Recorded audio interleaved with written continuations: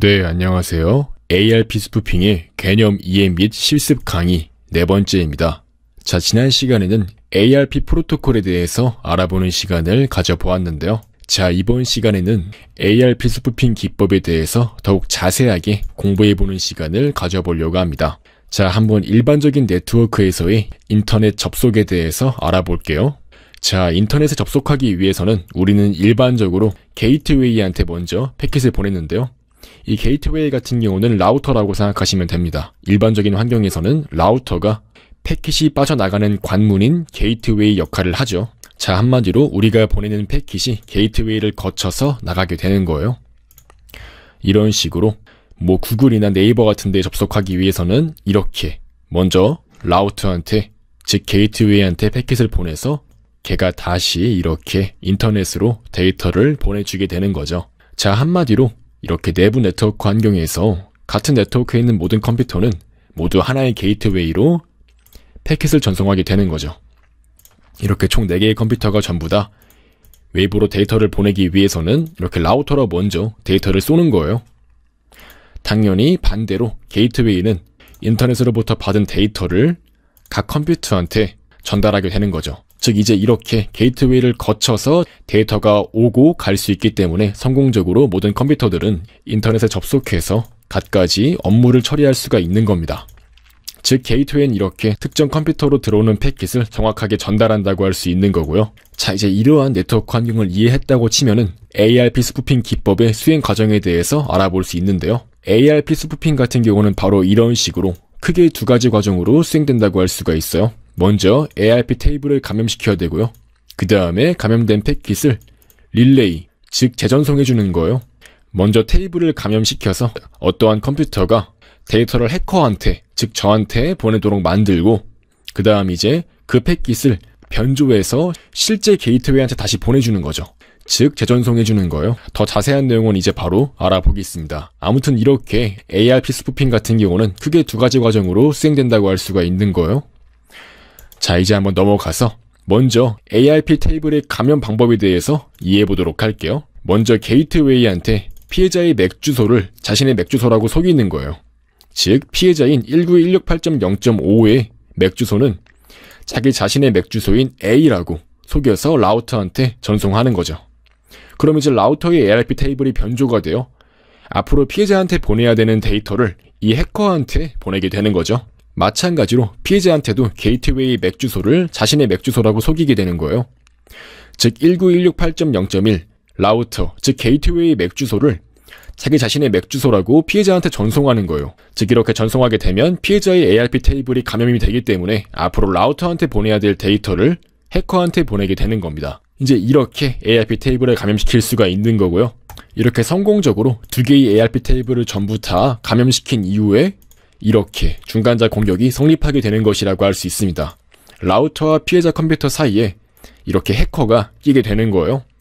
피해자는 이제 라우터한테 보내야 될 데이터를 해커한테 보내게 되고, 라우터는 피해자한테 보내야 될 데이터를 해커한테 보내게 되는 거죠. 즉 이제 피해자와 라우터가 주고받는 데이터를 해커가 전부 다 중간에서 가로챌 수가 있는 거예요. 즉 하나의 중간자가 성립됨으로써 중간자 공격을 수행할 수 있게 되는 거고요. 근데 이제 여기에서 끝나면 안 됩니다. 왜냐하면 감염만 시키고 끝나게 되면은 피해자는 성공적으로 인터넷을 사용할 수가 없습니다. 예를 들면 피해자가 구글 서버와 실제로 엄청나게 많은 데이터를 주고받는데요. 피해자가 구글 서버로 보내야 되는 데이터는 당연히 라우터를 거쳐야 되기 때문에 라우터한테 패킷을 보내려고 하지만 해커한테 보내게 되겠죠. 즉 피해자는 구글에 접속하려고 하는 어떠한 데이터를 해커한테 보내게 되는 거예요. 하지만 해커가 그 데이터를 받아서 가만히 두게 되면은 당연히 피해자는 구글 서버로 데이터를 보내기만 하고 받지는 못하기 때문에 인터넷이 안 되는 거죠. 즉 바로 이렇게 ARP 테이블을 감염시키기만 하고 그대로 끝내게 되면은 피해자는 인터넷이 되지 않기 때문에 이렇게 감염시키고 끝내는 것이 아니라 피해자로부터 받은 데이터를 다시 구글 서버로 보내주는 그러한 역할을 해커가 수행해 주어야 됩니다. 바로 그것을 패킷 릴레이라고 할 수 있는데요. 그렇게 감염된 패킷을 재전송함으로써 실질적으로 피해자가 자신의 패킷이 감청당하고 있다는 사실을 모른 채 인터넷을 사용할 수 있도록 만들어주는 거고요. 이러한 패킷 릴레이 같은 경우는 총 2가지 작업으로 이루어진다고 할 수가 있어요. 먼저 피해자 릴레이입니다. 피해자의 패킷을 필터링하면서 피해자가 보내는 패킷을 먼저 포착을 해야 되겠고요. 바로 이렇게 어떠한 패킷이 있다고 가정해 볼게요. 패킷에는 다양한 주소의 정보가 적혀 있는데요. 패킷을 확인해서 바로 이렇게 출발 맥 주소가 피해자의 맥 주소고 출발 IP가 피해자의 IP, 그 다음 이제 해커의 맥 주소, 즉 A로 온 어떠한 패킷이 감청이 되면은 바로 해커는 다음과 같이 피해자가 인터넷에 접속하려고 하는군 하고 파악할 수가 있겠죠. 바로 이때는 이런 식으로 패킷의 정보를 수정해서 라우터한테 다시 보내주면 됩니다. 자, 패킷을 변조해서 라우터한테 다시 보내줌으로써 성공적으로 피해자가 보내는 패킷이 실제로 인터넷에 있는 어떠한 서버에 도착할 수 있도록 만들어주는 거죠. 바로 이렇게 출발 맥 주소를 자신의 맥 주소로 바꾸고 도착 맥 주소를 라우터의 맥 주소로 바꿔서 보냄으로써 패킷을 변조할 수가 있는 겁니다. 즉 이제 라우터는 해당 패킷을 받고 실제로 어떠한 서버로 그 데이터를 전송해 주겠죠. 그 다음 이제 다음으로는 라우터 릴레이입니다. 이제 피해자가 보내는 데이터를 인터넷으로 보내주는 피해자 릴레이를 마쳤기 때문에 다시 이제 인터넷에서부터 피해자로 돌아오는 패킷 또한 마찬가지로 릴레이를 해줘야겠죠. 바로 이렇게 라우터의 패킷을 필터링하면서 라우터가 피해자한테 보내는 패킷을 잡을 수가 있습니다. 바로 이런 식으로 출발 맥이 라우터고요.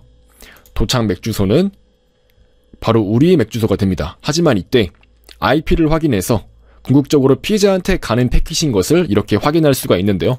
192.168.0.5 같은 경우는 피해자한테 가는 패킷이기 때문에 이제 이것을 확인하고 라우터가 피해자한테 패킷을 보내려고 하는군 하고 파악할 수가 있는 거예요. 그 다음 이제 바로 이런 식으로 출발 맥 주소를 자신의 맥 주소로 바꾸고 도착 맥 주소를 실제 피해자 맥 주소로 바꿔서 라우터한테 다시 보내줌으로써 이렇게 릴레이가 성공적으로 수행된다고 할 수 있는 거예요.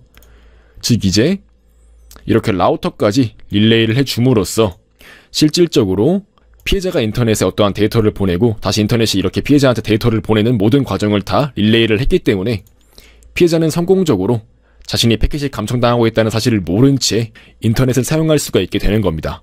네, 바로 이런 식으로 맥 주소만 간단하게 바꿔주고 다시 전송해 줌으로써 성공적으로 ARP 스푸핑 공격을 시행할 수가 있는 것입니다. 굉장히 간단한 공격 방식이지만 이러한 공격으로 굉장히 큰 피해를 입힐 수가 있다는 점에서 무척 위협적이라고 할 수 있습니다. 이제 이렇게 릴레이까지 마치게 되면은 해킹이 완료됐다고 할 수 있는 거고요. 감염된 컴퓨터 같은 경우는 인터넷이 조금 느려지거나 인증서 오류가 간헐적으로 가끔 발생하긴 하지만 이용에 큰 문제가 없기 때문에 자기가 공격을 당하고 있다는 사실을 파악하기가 굉장히 힘들다고 할 수 있습니다. 이런 식으로 인터넷이 조금 느려진 것 같긴 하지만 작동은 잘 하기 때문에 크게 의심 없이 인터넷을 계속해서 사용하게 될 것입니다. 바로 이러한 방식으로 해커가 피해자를 완전하게 감염시켜서 해킹을 완료했다고 할 수 있는 것입니다. 이제 이러한 이론을 가지고 실제로 한번 해킹을 실습해봐야겠죠? 자, 다음 시간에 배울 내용은 자바 개발 환경을 구축하는 것입니다. 이제 ARP 스푸핑 공격 기법에 대해서 알아보았기 때문에 실제로 이제 이러한 해킹 툴을 구현하기 위해서 자바 개발 환경을 구축할 것입니다. 패킷 프로그래밍 같은 경우는 사실 다양한 프로그래밍 언어로 구현할 수 있긴 한데요. 국내에서 가장 많이 사용되는 자바 언어를 채택해서 한번 이러한 해킹 툴을 같이 개발해 보려고 합니다. 확실히 이러한 이론들을 공부하긴 했지만 실제로 이제 이것들을 개발해 봐야지 정말 머릿속에 남고 하나의 포트폴리오이자 자산이 되는 겁니다. 따라서 이제 이렇게 우리는 자바를 이용해서 이러한 ARP 스푸핑 해킹 기법을 실제로 활용한 해킹 툴을 개발해 보겠습니다. 자, 이렇게 이번 시간까지는 ARP 스푸핑 기법에 대해서 정확하게 이해해보는 시간을 가져보았습니다.